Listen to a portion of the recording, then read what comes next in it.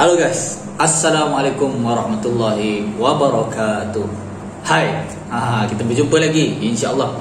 Okey, so hari ini kita nak sambung semula lah sesi pembelajaran kita yang kita dah belajar pada minggu lepas, yang mana kita dah sentuh berkenaan dengan sifat-sifat Allah, iaitu sifat iradah, dan juga kita dah masuk sedikit pada tajuk sifat Allah iaitu ilmu.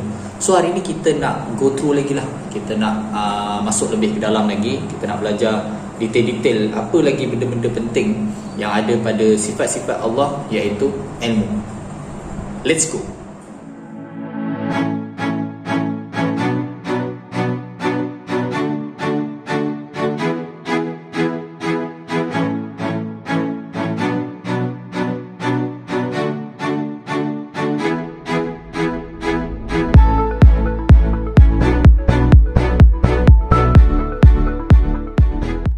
Okey, baik, seperti yang dijanjikan, kita hari ini akan menyambung pembelajaran kita, yang mana pada minggu lepas kita dah menyentuh berkaitan dengan sifat Allah ilmu. Ya, kita dah tahu dia punya pengertian sifat ilmu apa dia, hukum beriman kepada sifat Allah ilmu apa dia. So hari ini kita nak sambung, iaitu maksud Allah bersifat dengan ilmu, iaitu kita hari itu kita berhenti pada poin yang ketiga kan.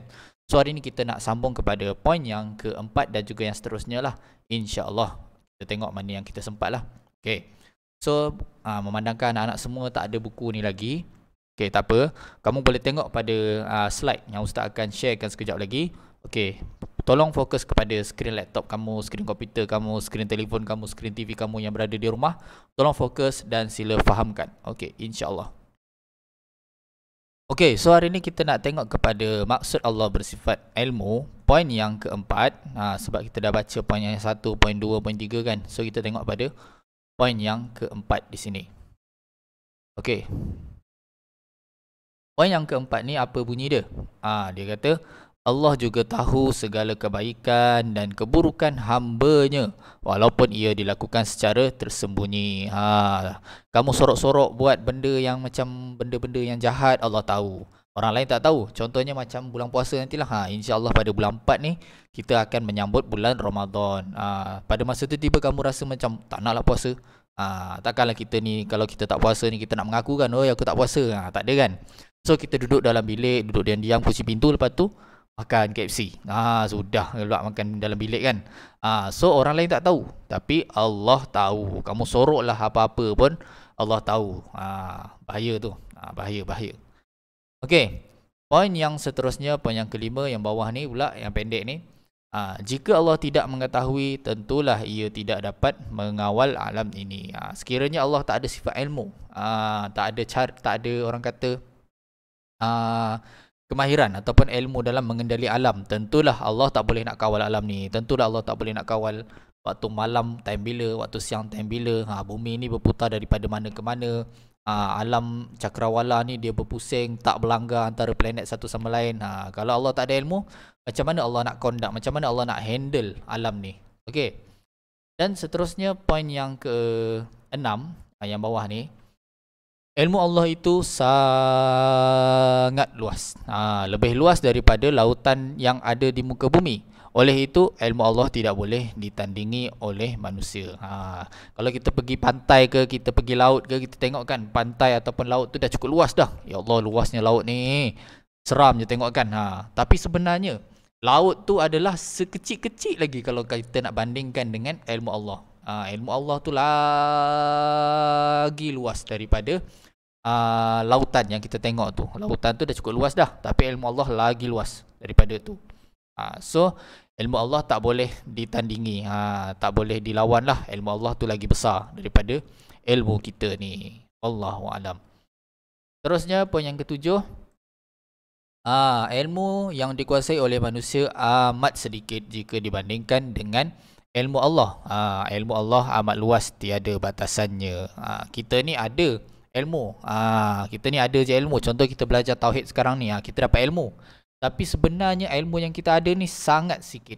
Sekecil-kecil semut nak dibandingkan dengan ilmu Allah.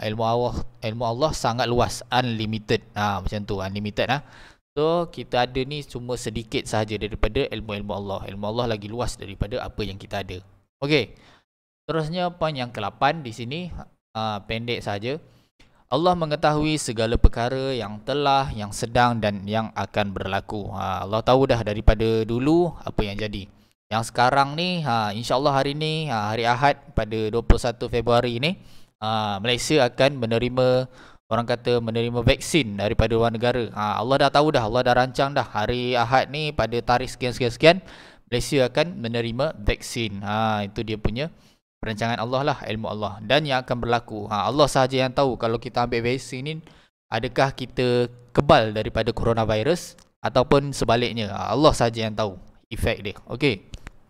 Dan poin yang terakhir yang bawah sekali ni adalah jika Allah tidak bersifat ilmu, pasti Allah tidak dapat menjadikan manusia, binatang, cakrawala dan alam keseluruhannya. Ya, betul.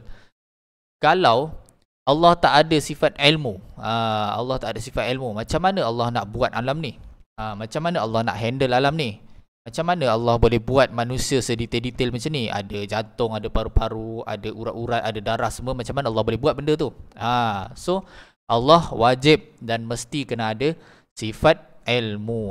Kalau Allah tak ada sifat tu, maka mustahil lah Allah boleh buat manusia, mustahil lah Allah boleh buat bumi. Okey, sekarang kita pergi kepada dalil akli dan juga dalil nakli. Hari tu Ustaz dah bagi tahu dah, dalil ni terbagi pada dua. Yang pertama tadi dalil nakli. Nakli ni kita ambil daripada Al-Quranul Karim, dan yang dalil akli adalah dalil akal, dalil logik akal. Okey, tengok kepada dalil yang pertama, iaitu dalil nakli, Allah bersifat dengan ilmu. Okey, Ustaz baca dulu.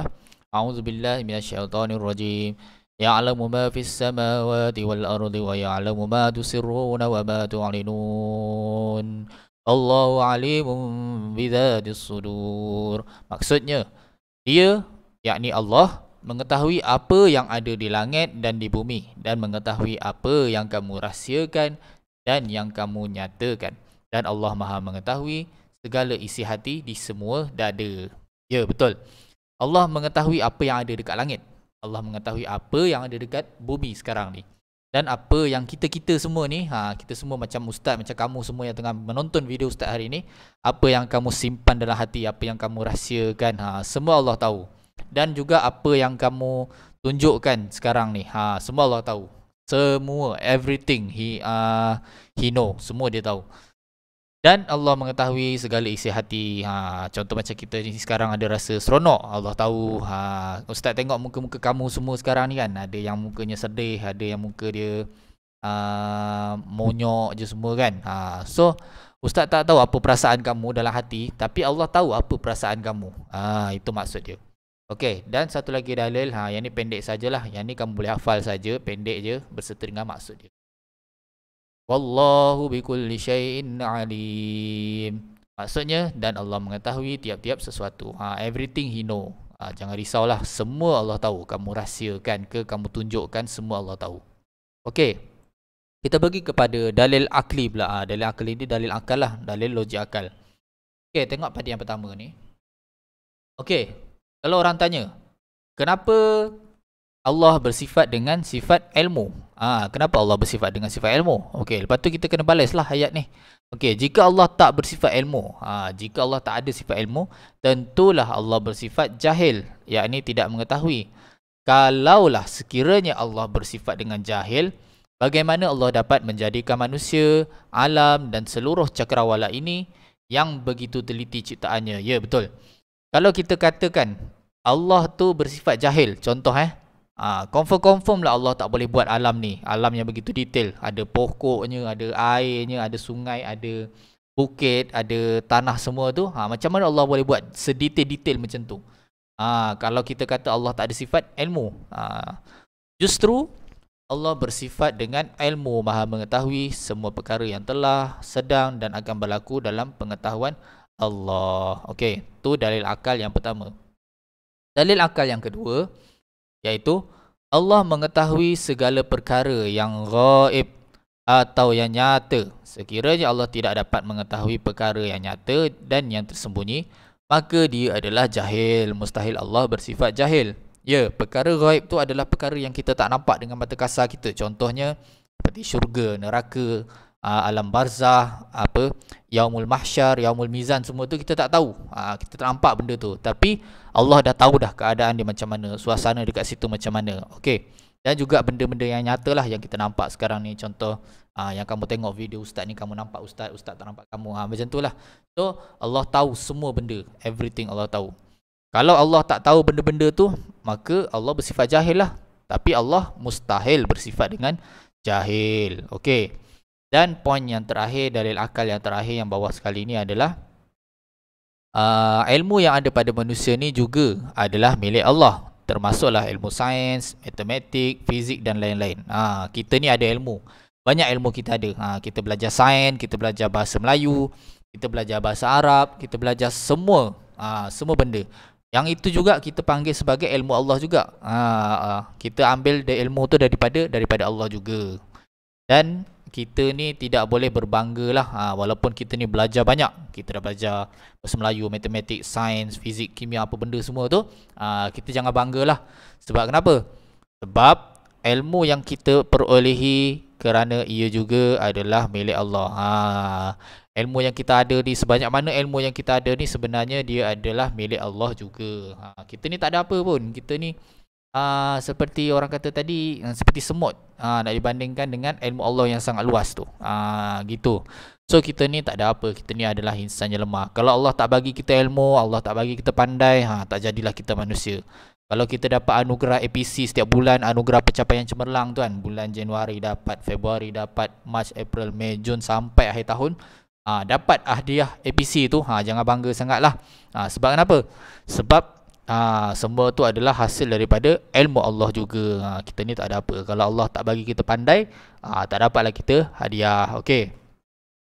So itu sahaja untuk pembelajaran kita hari ini, yang mana tadi kita dah sentuh berkenaan dengan maksud Allah bersifat dengan ilmu. Lepas tu kita dah tengok apakah dia dalil, dalil nakli daripada Al-Quran, dan juga dalil akli ataupun dalil akal Allah bersifat dengan ilmu. Okey lah, macam mana? Boleh faham ke video yang Ustaz ajar tadi tu? Tak faham lagi?